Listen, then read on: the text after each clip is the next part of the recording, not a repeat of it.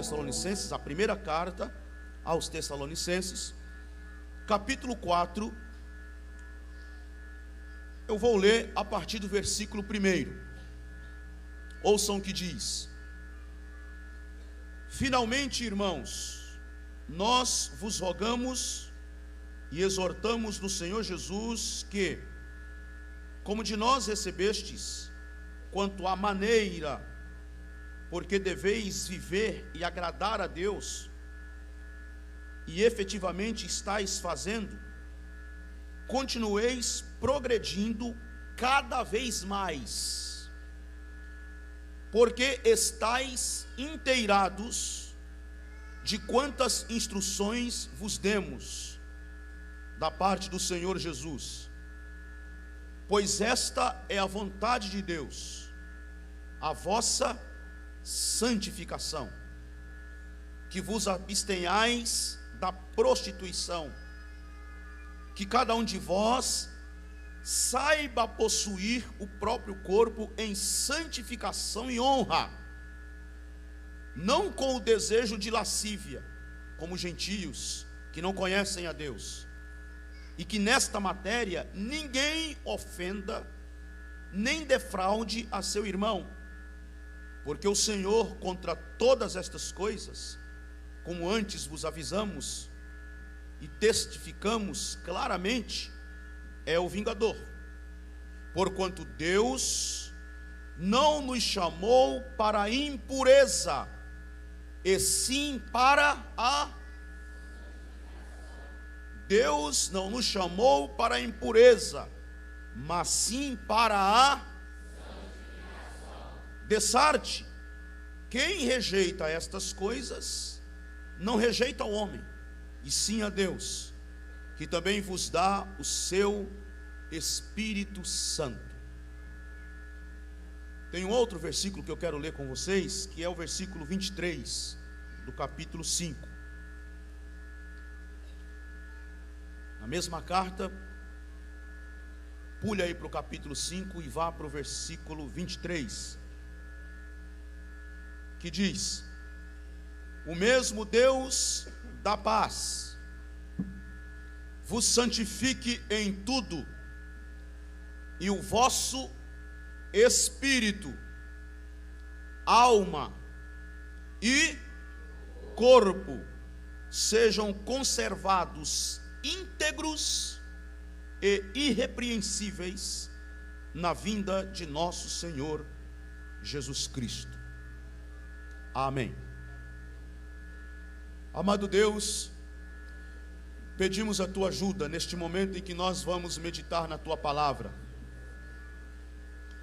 Estes jovens têm se reunido aqui, Senhor, noite após noite, durante esses dias de evento, de simpósio. Estiveram aqui hoje pela manhã e têm, de forma dedicada, abrido os seus corações, os seus ouvidos para receberem a tua palavra. O Senhor tem falado com os teus servos, com a tua igreja. E mais uma vez nós te pedimos, Senhor, para que fale aos nossos corações, para que me conduza com graça e sabedoria, que seja não a minha habilidade de falar, que seja não a minha criatividade, que seja não os meus argumentos, que seja não o que eu penso, não o que eu acho, mas que seja a tua palavra, que seja o teu Espírito comunicando aos nossos corações a tua vontade para nós, em nome de Jesus. Amém. Amém.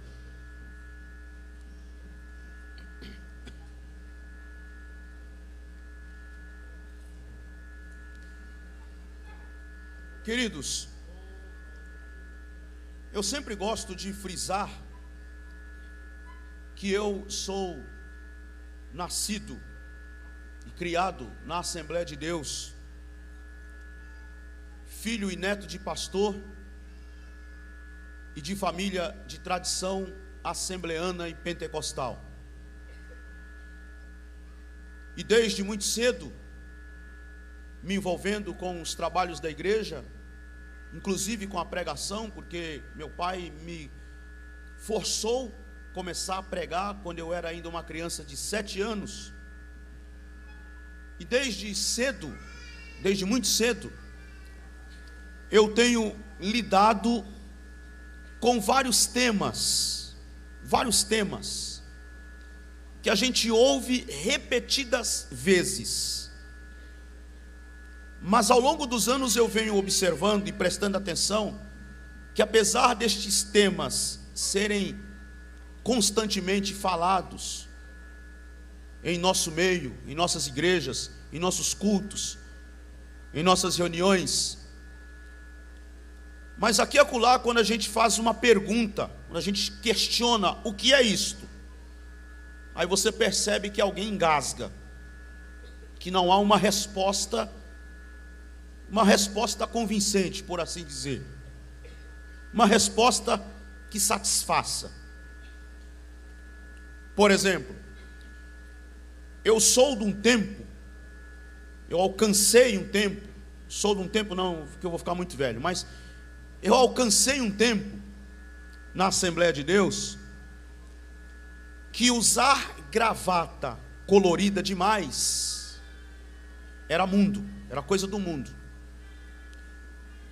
Eu mesmo conto sempre essa experiência que eu cheguei em casa um dia após o culto, eu tinha comprado 3 gravatas, para ser mais exato, na porta da igreja, de um pregador que estava na nossa igreja pregando. Eu tinha 12, 13 anos aproximadamente, trabalhava numa sapataria, comprei as gravatas lá na porta da igreja, e cheguei em casa com aquelas gravatas coloridas, estava saindo daquela, lembram aquela fase das gravatas de crochê? Pois é, não lembra não? Vocês são, que bom, né, que vocês são bem jovens, né, não lembra? Eu usei gravata de crochê, olha para você ver, usei gravata de crochê, e o meu sonho era usar a gravata de borboleta que já tinha saído da moda. E eu ficava vendo os discos dos cantores daquela época, Alceu Pires, aquele outro que cantava lá, uma folha seca caída no chão, Jair Pires, e usava nas capas do disco aquelas gravatonas de borboleta, e era meu sonho usar uma gravata daquela, mas já tinha saído da moda, então eu usava de crochê.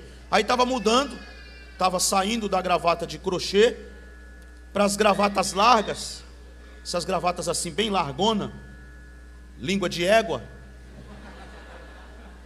bem colorida, cheia de flor. Quanto mais colorida e cheia de flor, mais na moda era. E eu comprei essas gravatas, cheguei em casa empolgado. Aí quando eu mostrei para o meu pai as gravatas, meu pai olhou para mim, fechou a cara. Ele era baiano, bem bravo, altão, não era baixinho igual eu não, ele era alto, aquele homenzarrão, forte, baiano, bravo, olhou para mim assim: você não tem vergonha na cara não? Onde já se viu um pregador com uma gravata colorida, cheia de florzinho igual essa aí? Essa gravata é do mundo, isso é uma gravata mundana.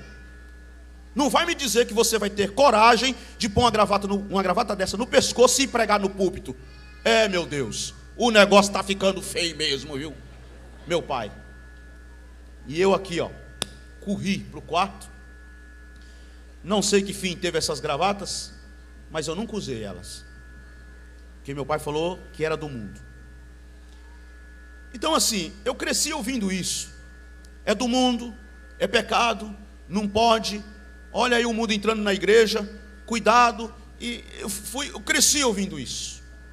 Não muito, né? Mas cresci ouvindo isso. E hoje eu sinto a necessidade, especialmente porque nós estamos com um número expressivo de jovens que compõem a Umadip estão aqui hoje à noite. Os irmãos que estão aí fora, há uma multidão lá fora, lá no telão. Jovens estão lá acompanhando o trabalho lá fora pelo telão. Outros estão aí pela transmissão na internet. Eu sinto a necessidade hoje que nós temos de conceituar ou de resgatar conceitos. Nós falamos o tempo todo: mundo, mundo, mundo, mundo, mas o que é mundo? Santidade, santidade, santidade. A igreja tem que viver em santidade, o jovem tem que viver em santidade. Se você quer ter uma vida íntima com Deus, você tem que viver uma vida de santidade. Mas o que é intimidade com Deus? O que é viver uma vida de santidade com Deus? O que é isso? Então, nós falamos muito de muitos temas, mas nós precisamos parar um pouco agora para nos questionar sobre estes temas. Então eu citei aqui a questão do mundo aqui só para dar um exemplo para vocês. O que é mundo? Naquele tempo lá com meu pai, gravata colorida era do mundo. E hoje não, hoje a gente usa gravata aí colorida e ninguém fala mais que gravata colorida hoje é do mundo. Não, hoje é do mundo se você chegar sem gravata, aí é do mundo. Mas gravata não importa se é vermelha, se é verde, se é colorida, se é lisa, não importa, está de gravata. Então, na minha mensagem aqui hoje à noite, na minha reflexão com vocês aqui hoje à noite, eu quero levantar este questionamento: o que é santidade? O que é ser santo? O que é viver uma vida de santidade? Vamos primeiro tentar pensar aqui naquilo que a maioria de nós muitas vezes temos na nossa cabeça, muitas vezes alimentamos isso em nossa cabeça, por força da tradição, por força da religião, por força de muitos conceitos da alta religiosidade, nós nutrimos em nossa cabeça e em nosso coração. Então vamos tentar responder esta pergunta, primeiro passando por essa ideia que muitas vezes a maioria de nós temos em nossa cabeça. O que é santidade? O que é ser santo?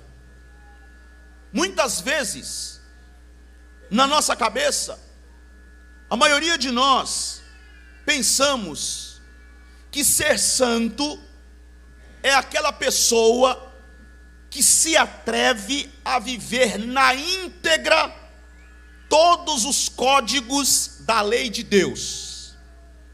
Então pensa comigo o seguinte: Deus tem lá os seus códigos de leis, Deus tem lá os seus estatutos, Deus tem lá as suas normas, e aquele que disser assim: eu vou viver na íntegra todos os códigos da lei de Deus, eu vou cumprir todo o estatuto de Deus, eu vou seguir na risca e vou cumprir na íntegra toda a lei, tintim por tintim da lei.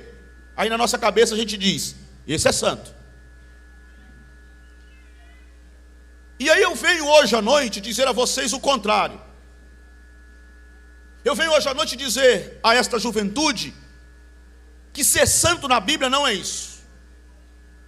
Se você vem até hoje pensando assim, mude a chave hoje, porque o Evangelho ensina outra coisa a respeito da santidade. Aliás, vale ressaltar o seguinte: se você quiser viver de acordo com a lei, se você quiser viver de acordo com os estatutos rigorosos da lei, se você quiser estabelecer uma relação de intimidade com Deus, na perspectiva da rigidez da lei, uma das três coisas que eu vou citar aqui vai acontecer com você, se não as três. Ou você vai adoecer, ou você vai se tornar uma pessoa cínica. Conhece pessoas cínicas? Eu conheço um bocado. Ou você vai se transformar no hipócrita. Uma das três coisas pode acontecer com você, ou as três de uma vez. Tem gente que é as três coisas ao mesmo tempo: é doente, é cínico e é hipócrita. E qual é a razão desta hipocrisia? O que gerou, o que tem gerado esta hipocrisia, esse cinismo, essa relação doentia com a religião e consigo mesmo? É essa ideia religiosa, essa ideia de um tradicionalismo adoecido, que para ser santo e estabelecer uma relação de intimidade com Deus, você tem que seguir na íntegra e cumprir todos os códigos da lei de Deus. Então vejam, quem pretende levar a ferro e fogo a lei e os mandamentos para viver, se você pretende levar a ferro e fogo a lei e os mandamentos para viver ou para estabelecer uma relação de intimidade com Deus, você vai se transformar num legalista. E o que é legalismo? Legalismo é você querer colocar o mandamento, a norma, a lei, a doutrina acima da vida. Você supervaloriza o mandamento, supervaloriza a lei, a norma, a doutrina acima da vida e, o que é pior, acima do evangelho. Porque o evangelho não é contra a vida. Muito pelo contrário, o evangelho é a favor da vida.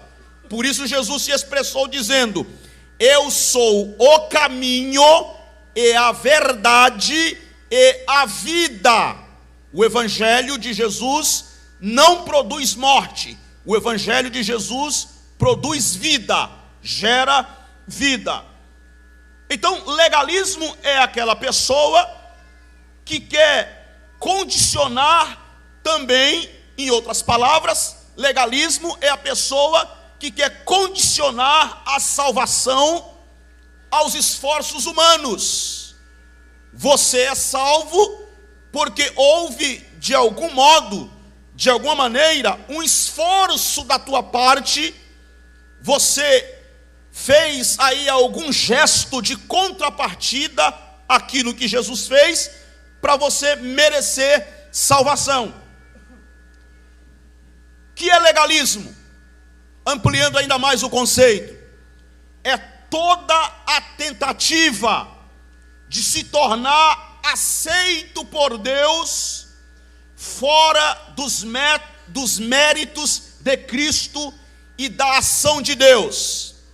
Vou repetir: legalismo é toda a tentativa de se tornar aceito por Deus. Toda a tentativa, todo o esforço que você fizer para ser aceito por Deus, fora dos méritos de Cristo e fora da ação da graça de Deus, esta atitude, este comportamento é um legalismo. Você está se transformando num legalista. E eu quero dizer a vocês aqui hoje à noite que nós somos aceitos por Deus não é porque somos bons. Nós somos aceitos por Deus não é porque cumprimos normas e regras. Nós somos aceitos por Deus não é porque obedecemos a cartilha da igreja. Nós somos aceitos por Deus não é porque fizemos todas as campanhas que a igreja propôs para que nós fizéssemos. Nós somos aceitos por Deus não é porque pagamos o nosso dízimo, ou pagamos as nossas ofertas, demos lá as nossas contribuições, ou somos bondosos com as pessoas fazendo obras de caridade. Nós somos aceitos por Deus pelo mérito de Cristo Jesus, que morreu pendurado na cruz do Calvário, nos trouxe salvação, a graça nos alcançou, nos envolveu, e por causa da graça, da bondade de Deus, nós podemos levantar as nossas mãos para os céus e dizer: graças dou-te, ó Deus, porque embora não há mérito em mim, mas eu fui alcançado e justificado e me encontrado justo pelos méritos de Cristo. Louvado seja o nome do Senhor. Então, não se atreva, não queira viver uma vida de santidade e estabelecer uma relação de intimidade com Deus pautado no legalismo, estabelecendo ou querendo alicerçar esta relação com base na sua capacidade de cumprir a lei, porque nenhum de nós vamos cumprir a lei nunca. Nenhum homem na história cumpriu a lei. nem Abraão, por mais que a Bíblia o chama amigo de Deus, nem Davi, por mais que a Bíblia diz que era homem segundo o coração de Deus, nem Moisés, embora fosse o grande legislador de Israel, através dele, por meio dele, Deus deu a lei aos filhos de Israel. E a Bíblia diz que com Moisés Deus conversou cara a cara. Mas nem Moisés, nem Enoque, que andou com Deus, nem Abel, que agradou a Deus, que alcançou graça diante de Deus, nenhum personagem na história cumpriu a lei. Quem cumpriu a lei foi Cristo. Jesus Cristo cumpriu toda a lei. E porque Jesus cumpriu toda a lei, ele pegou a cédula de dívida que era contra nós, que nas suas ordenanças nos era contrária, porque na lei nós éramos culpados sempre. Na lei e pela lei, nenhum de nós estaríamos aqui hoje à noite.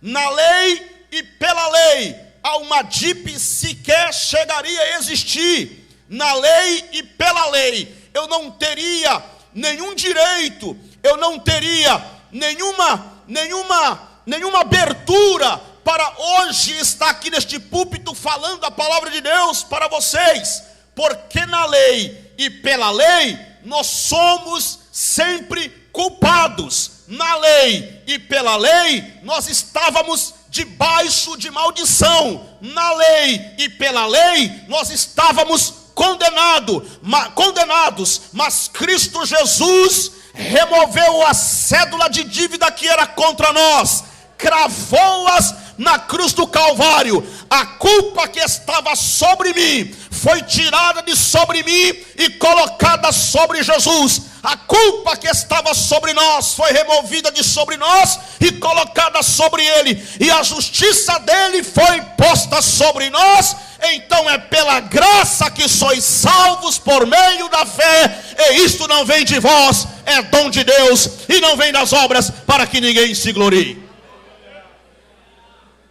Então, o que é ser santo na nossa cabeça? Muitas vezes nós pensamos muitas vezes que ser santo na nossa cabeça é ter que cumprir regimento, é ter que obedecer regras, é ter que cumprir tradições, é ter que seguir e cumprir normas. Vejam bem, meus queridos irmãos, eu não estou aqui me referindo aos usos e costumes da igreja. Cada igreja tem seu estatuto, tem os seus costumes, tem os seus usos e costumes, e eu não tenho a menor competência para entrar nesta questão aqui hoje. E não é disso que eu estou falando. Estou falando de doutrina bíblica. Dentro do pensamento bíblico e cristão, santidade tem a ver não com a obediência a normas, a regras. Santidade, relação de intimidade com Deus, não tem a ver com o seu pensar que você está sendo abençoado por Deus, porque você ofertou na igreja, fez lá o voto, a campanha e ofertou na igreja. Estou sendo abençoado por Deus, porque eu fiz lá a campanha, como tinha uma igreja lá em São Paulo com a placa bem assim, grande campanha do desencapetamento total. Estou sendo abençoado por Deus, porque passei pela campanha do desencapetamento total. Estou sendo abençoado por Deus, porque a cor dos meus olhos é azul ou verde. Estou sendo abençoado por Deus por causa da cor da minha pele, por causa do tom do meu cabelo. Não! Todos somos aceitos por Deus. Santidade na Bíblia é outra coisa. Não tem a ver com esforços meramente humanos. Quem santifica a igreja é o próprio Deus. Jesus, na oração sacerdotal, orou dizendo: santifica-os na verdade, a tua palavra é a verdade. É a palavra de Deus quem santifica o crente, quem santifica a igreja. Então, pastor Nilson, o que é santidade?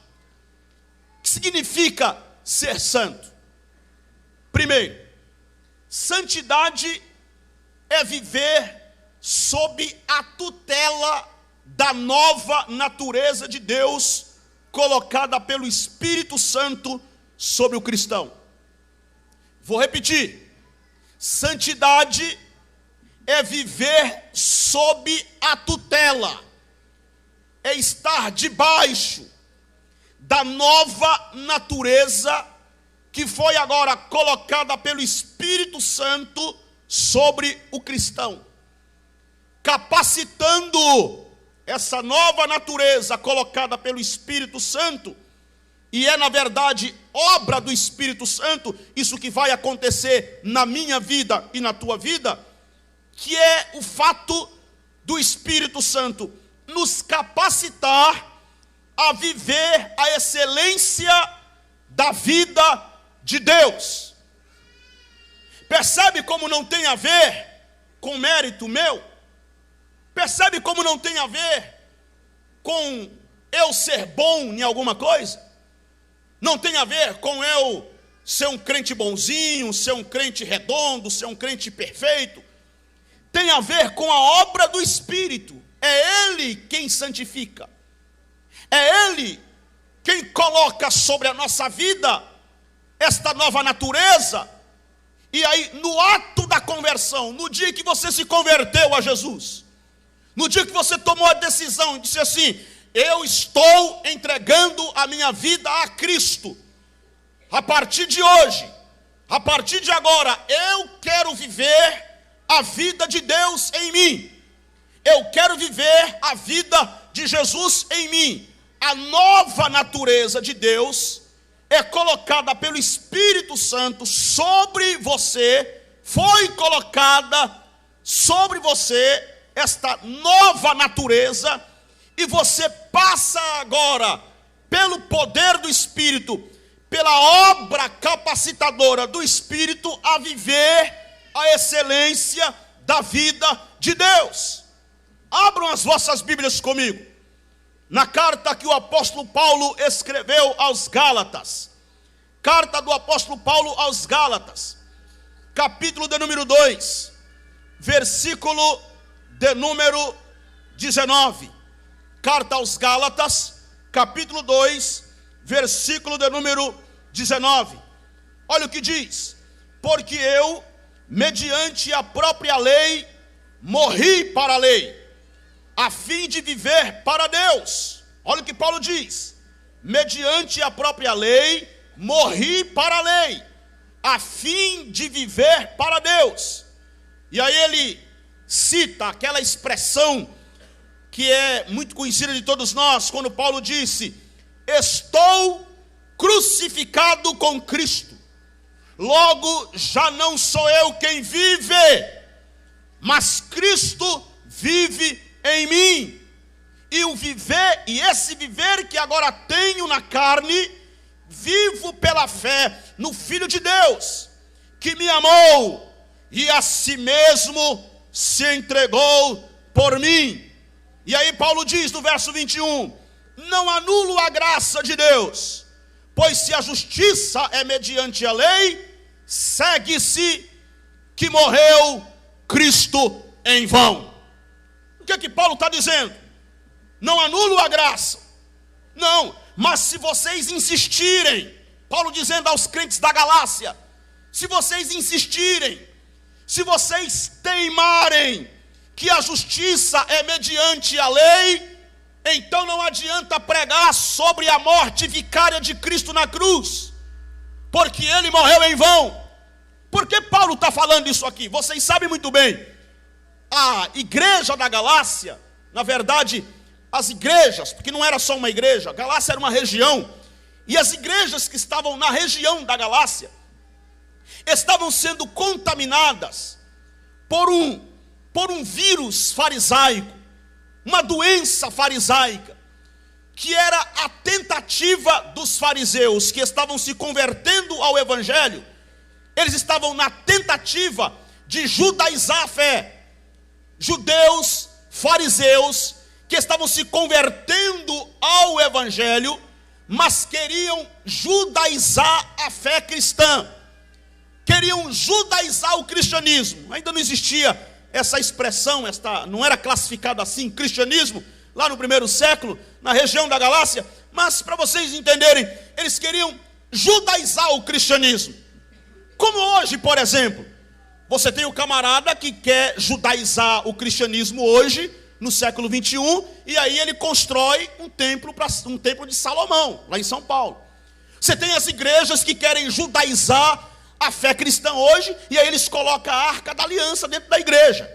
E aí as igrejas hoje, está uma moda hoje no Brasil, das igrejas estarem todas enfeitadas e todas adornadas com móveis, com objetos do culto e da tradição judaica. E há uma grande expectativa, na verdade uma grande ênfase com relação aos rituais judaicos. Uma grande ênfase em tudo isso. E estava acontecendo isso lá na igreja da Galácia, já no primeiro século. E Paulo tomou conhecimento disso, de que lá fariseus estavam querendo impor a lei a todo custo para homens e mulheres que estavam se convertendo, na verdade gentios que estavam se convertendo ao evangelho, mas quando chegavam na igreja se deparavam com o primeiro problema. Qual era o problema? Fariseus que, não satisfeitos, querem impor as tradições e a lei judaica sobre eles. Paulo tomou esse conhecimento, que eles estavam querendo obrigar os homens a se circuncidarem. Tinha que usar o quipá para ler a Torá, tinha que tocar o shofar nos cultos. É evangelho, Paulo está pregando a palavra, ok, mas nós não vamos abrir mão das engrenagens religiosas. Nós não vamos abrir mão da lei, da nossa tradição, dos nossos rituais. Não vamos abrir mão. Paulo tomou conhecimento disso e escreve a carta aos Gálatas para combater esse veneno pernicioso farisaico que estava envenenando e estragando a igreja. Por isso eu li esses versículos com vocês. E mais adiante, se você estiver me acompanhando aí com a sua Bíblia, Gálatas capítulo 5. Veja aí o capítulo 5 de Gálatas, versículo de número 1. Está claro ou não? Estão comigo aqui? Estão acompanhando? Está claro? Está claro ou quer que eu volte tudo de novo? Não, pastor, vai logo, pelo amor de Deus. Gálatas capítulo 5, versículo 1. Ouçam o que diz: para a liberdade foi que Cristo nos libertou. Permanecei, pois, firmes, e não vos submetais. Olha o que Paulo diz a eles: não vos submetais de novo ao jugo de escravidão. Percebam que Paulo chama isso de jugo de escravidão. Você não é livre coisa nenhuma. Você não é íntimo de Deus coisíssima nenhuma. Não há relação de santidade aí coisíssima nenhuma.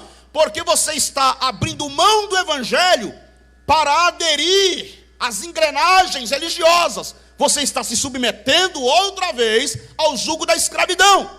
E Paulo continua, versículo 2: eu, Paulo, vos digo que se vos deixar de circuncidar, Cristo de nada aproveitará. De novo testifico a todo homem que se deixa circuncidar, que está obrigado a guardar toda a lei. De Cristo vos desligastes, vós que procurais justificar-vos na lei, da graça decaístes. Porque nós, pelo Espírito, aguardamos a esperança da justiça que provém da fé. Porque em Cristo Jesus, nem a circuncisão, nem a incircuncisão tem valor algum, mas a fé que atua pelo amor. Olha o que Paulo está ensinando aqui.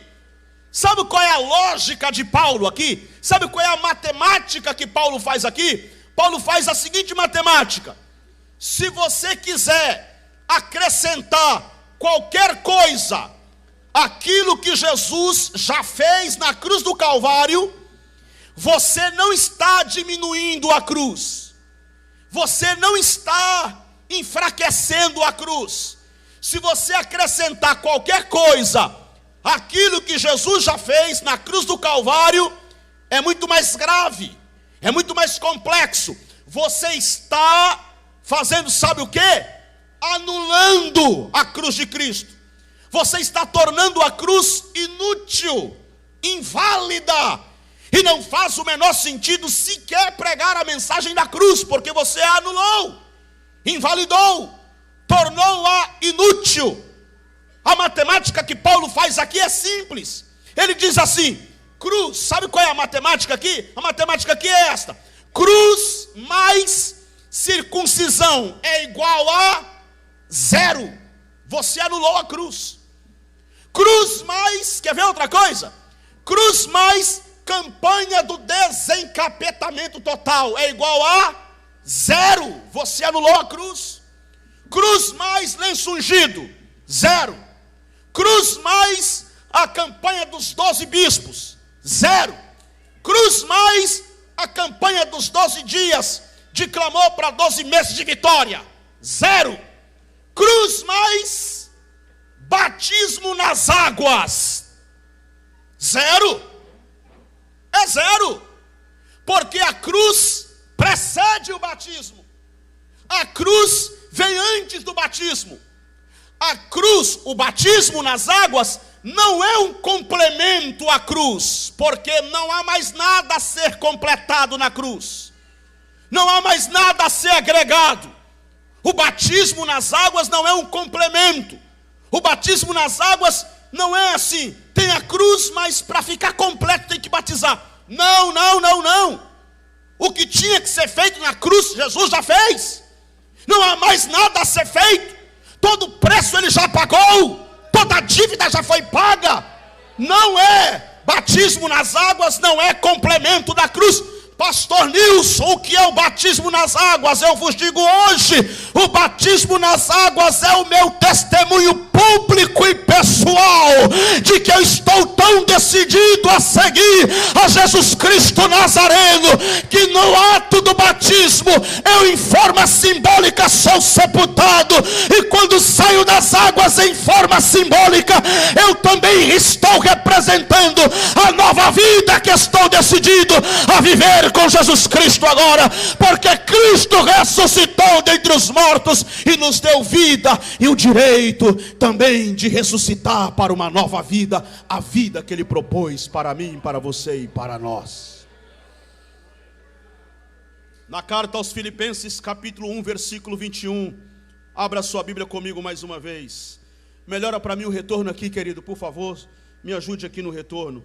Carta aos Filipenses, capítulo 1, versículo de número 21. Ouçam o que Paulo vai dizer aos crentes em Filipos agora. Versículo 21. Porquanto a mim o viver é Cristo, e o morrer é lucro.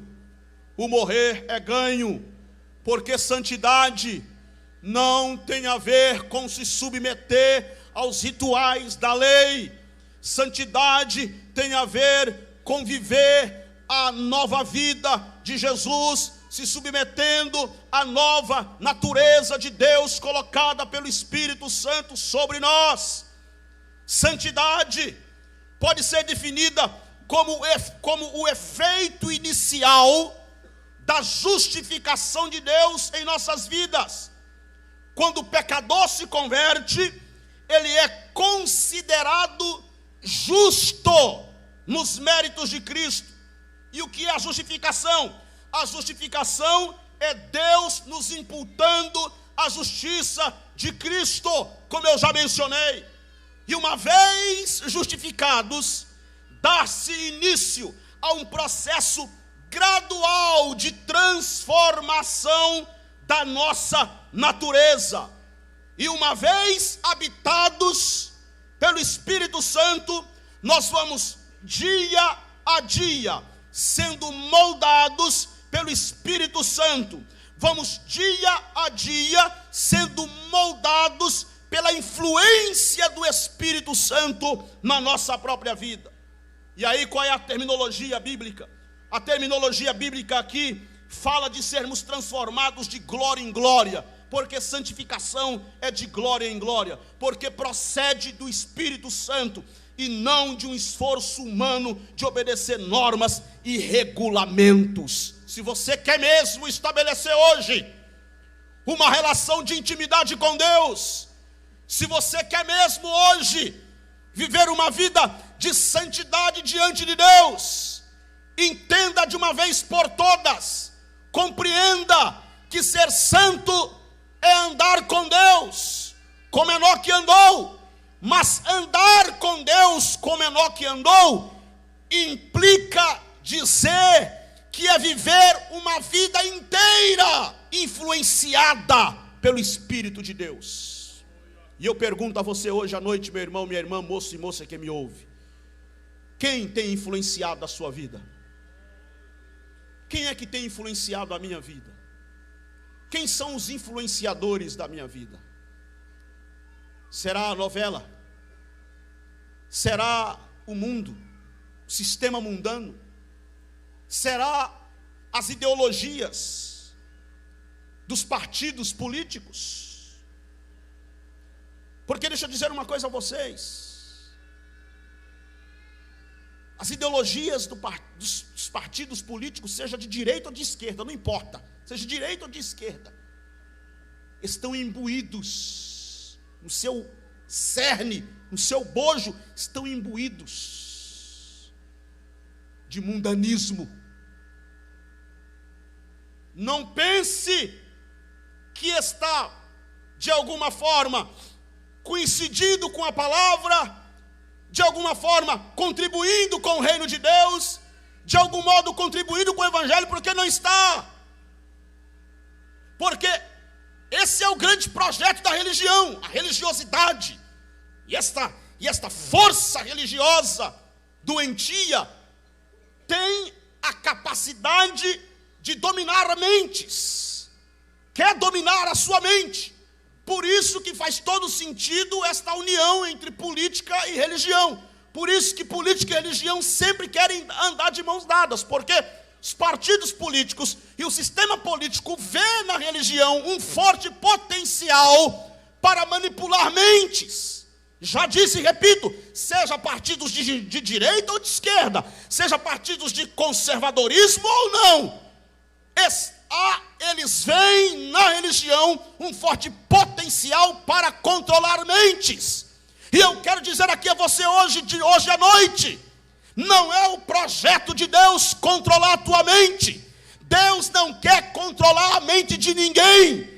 Paulo, escrevendo na carta aos Romanos, capítulo 12, versículo 2, ele disse: não vos conformeis com este mundo, mas transformai-vos pela renovação do vosso entendimento. Deus não quer controlar a tua mente. Quem quer controlar a tua mente é a religião. Quem quer controlar a tua mente são os partidos políticos. Quem quer controlar a tua mente são as ideologias mundanas. Deus não. Deus quer transformar a vossa mente, para que você experimente qual seja a boa, agradável e perfeita vontade de Deus. Louvado seja o nome do Senhor. Santidade é ser influenciado pela natureza de Deus em nós. É por isso que santidade tem muito a ver com andar com Jesus, porque na psicologia se diz isso, que é normal entre adolescentes, principalmente, adolescentes, os pais aí que têm filhos adolescentes, que gosta, você tem um filho adolescente ou uma filha adolescente que tem lá o amiguinho ou a amiguinha dela ou dele, e ele quer sempre estar com um amigo, quer sempre ir lá, quer ir na casa dele, quer dormir na casa dele e tal e tal. Aí daqui a pouco você olha para o seu filho e diz assim: por que você está desse jeito, menino? Por que você está falando assim? Você está falando igual fulano, hein? De tanto você andar com ele, de tanto você brincar com ele, de tanto você ir na casa dele, você está imitando ele, você está andando igual ele. Se um amiguinho gagueja, ele começa a querer gaguejar também. Aí o pai diz assim, o pai fica nervoso: você está imitando o fulano lá, eu não quero você imitando ninguém não, hein? Seja você mesmo, brinca com ele, vai na casa dele, mas nada de pegar o trejeito dele, nada de pegar o jeito dele de ser. Você tem o seu, você tem a sua personalidade. Mas na verdade, é porque aquele amigo tem uma personalidade mais forte do que a dele. E por ter aquela personalidade mais forte, e eles são amigos e andam sempre juntos, ele passa a influenciar o amigo. Isso acontece com casais, marido e mulher, casais de namorado, com amigos até na fase adulta. Isso acontece e é normal. Quem anda com Jesus termina imitando Jesus, porque ninguém tem a personalidade mais forte do que a personalidade de Jesus. Se você anda com Jesus, logo alguém vai começar a dizer: você está falando igual ele, hein? Você está imitando ele, hein? Você está agindo igual ele, hein? Por que te xingaram lá no trânsito lá e você ficou calado? Você está parecendo Jesus, hein? Você está imitando Jesus, hein? Por quê? Porque você está andando com Jesus. Relação de intimidade com Jesus, relação de santidade em Deus e para Deus, é andar com Jesus a tal modo que as pessoas vão olhar para mim, não é pela minha roupa, não é porque tem uma placa na minha testa, não é por causa do meu cabelo, não é porque eu vou dar carteirada mostrando o cartão de membro ou a minha credencial de pastor para ninguém. Não, as pessoas vão sentir o bom perfume de Cristo em mim, as pessoas vão exalar o bom perfume de Cristo, as pessoas vão perceber na minha atitude, no meu comportamento, no meu modo de ser, no meu modo de agir. Eles vão ver algo diferente. Com quem você anda, com quem você conversa, quais são os livros que você lê, e você diz assim: eu ando com Jesus, eu converso com Jesus, eu leio sobre Jesus, eu estudo sobre Jesus, eu vivo para Jesus, e a vida de Jesus tem influenciado a minha vida. Louvado seja o nome do Senhor. Santidade é viver sob a tutela da nova natureza de Deus em nós. Segundo, que é santidade? Santidade é absorver os valores de Deus. Os valores de Deus. Quais são os valores de Deus? Quais são os valores de Jesus Cristo? Para quais valores Jesus viveu e morreu? Já parou para pensar nisso? Para quais valores Jesus viveu e morreu? Queridos irmãos e irmãs, a igreja de Jesus Cristo nesses últimos dias, jovens, nós não podemos deixar a nossa mente ser manipulada por ideologias políticas, como nós estamos vendo nesses últimos dias neste país. Há uma tendência muito forte e há uma grande força, eu diria, maligna, diabólica, de usar o sistema político para manipular mentes neste tempo. E nós não podemos ceder a isto. Nós não fomos chamados para ficar com gestos que não condizem com as Escrituras, com o Evangelho. Nós não fomos chamados para viver segundo os valores mundanos. Nós não fomos chamados para viver segundo os valores políticos deste mundo. Nós fomos chamados para viver segundo os valores de Jesus Cristo. Os valores de Deus são outros, os valores de Jesus Cristo são outros para nós. Nós somos chamados para amar, para perdoar. Esses são os valores de Jesus: amar, perdoar. Relação de santidade tem a ver com isso. Tem a ver com um autoexame de mim mesmo. Quando eu sou preconceituoso e eu digo: Jesus, eu não posso ser. Quando eu sou racista e eu digo: Jesus, eu não posso ser. Quando eu sou homofóbico e eu digo: Jesus, eu não posso ser. Quando eu estou mais envolvido com os interesses e mais encantado com as propostas deste mundo do ponto de vista político do que com os valores do reino. Eu falei ontem à noite e torno a repetir: nós não podemos nos calar diante de uma igreja que trocou o poder da cruz pelo poder político. Não podemos nos calar. Os valores de Jesus Cristo são outros. Nós não podemos nos calar. Irmãos, eu tenho falado isso constantemente. Tenho sido, na maioria das vezes, muito mal interpretado. Muito mal interpretado.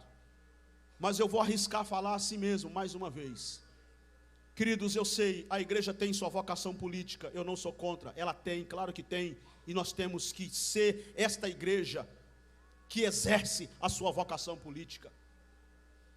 Não sou contra. Temos aqui um candidato, irmãos, à igreja, vamos orar por ele, vamos apoiar. Não sou contra, claro que não.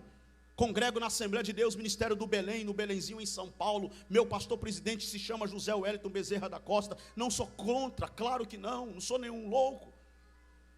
Mas, queridos irmãos, Eu não vou me calar diante de pastores e de igrejas que, para apoiar, não tenho nada contra se você votou no presidente que aí está, não tenho nada contra se você votou no outro que perdeu, não quero nem saber em quem você votou. O voto é secreto, é livre e é democrático, e você exerceu a sua obrigação e o seu direito de cidadão. Não é disso que eu estou falando, mas eu não posso me calar, e eu não vou me calar com pastores e igrejas que, para apoiar candidato, faz arminha com a mão. Pastores lá em São Paulo fizeram selfie, levanta toda a igreja, todo mundo ficou em pé, faz todo mundo assim, e o pastor fazendo selfie de cima do púlpito. Como? Que evangelho é esse? Que evangelho é esse? Eu não posso e não vou me calar diante de uma igreja que transforma a frase diabólica, bandido bom é bandido morto, em frase sagrada. Essa frase não é sagrada, nunca foi. Essa frase não é de Jesus. Bandido bom é bandido morto, não. Na boca de Jesus não se ouviu esta frase. Na boca de Jesus se ouviu: hoje estarás comigo no paraíso. Ele falou isso para um ladrão. Eu não posso e não vou me calar. A igreja foi colocada na terra para ser base de amor, para ser fonte de amor. Eu sou de um tempo da Assembleia de Deus, que os crentes mesmo sem saber ler, que pastores que não tinham teologia, que pastores que não sabiam pregar direito, mas saíam na rua dizendo: Jesus salva bandido, Jesus salva prostituta, Jesus salva ladrão, e Jesus salvava mesmo.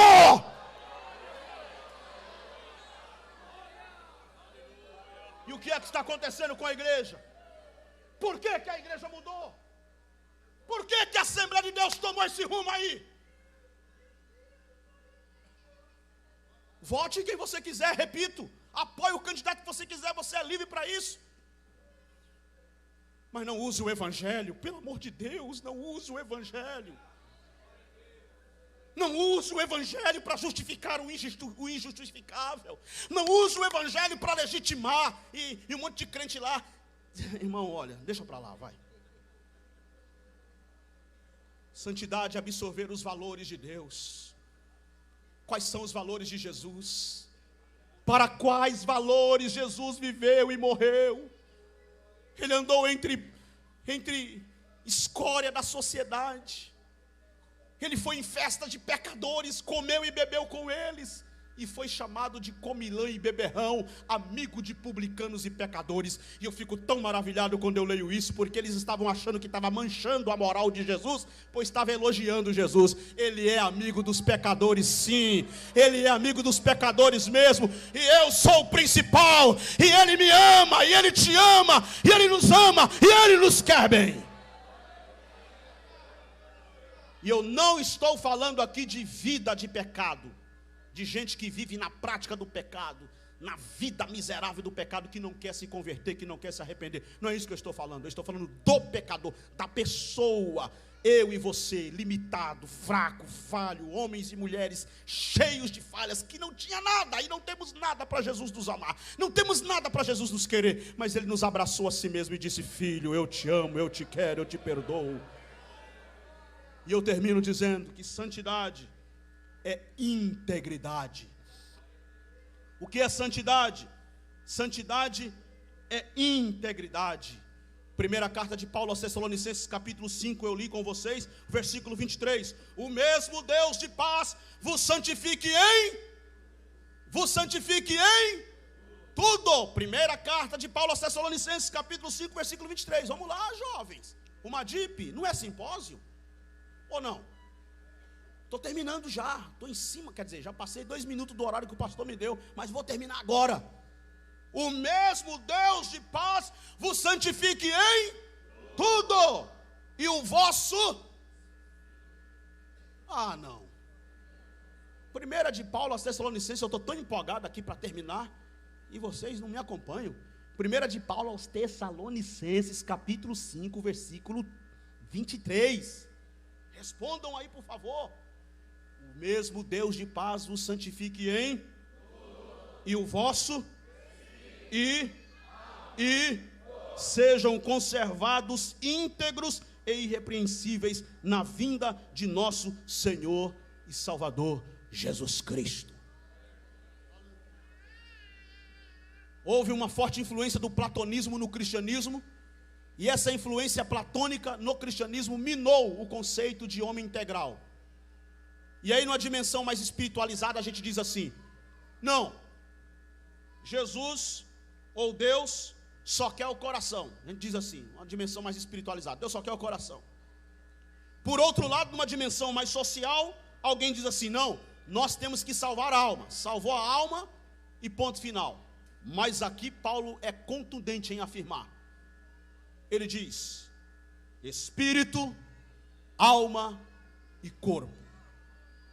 Espírito, alma e corpo sejam conservados íntegros. O que é santidade? É integridade. O que é integridade? É você viver uma vida só. Não é uma vida recortada, porque tem gente que vive mundos diferentes que não se comunica nunca. Tem gente que lá na faculdade ele é uma pessoa, vai na empresa lá onde ele trabalha, ele é outra pessoa, chega em casa, ele é outra pessoa, na loja lá que ele é gerente, pensa num gerente bacana, legal, gente boa, todo mundo quer falar com ele, todo mundo ama trabalhar com ele, todo mundo procura ele, mas quando ele chega em casa, até o papagaio se esconde, até o cachorro fica assustado. E quem vê ele em casa, nunca imagina que é o mesmo gerente da loja lá. Uma vida recortada. Eu quero saber quem sou eu. Quem sou eu com os meus filhos, na minha relação com os meus filhos e com a minha esposa, e quando eu estou com paletó e com gravata.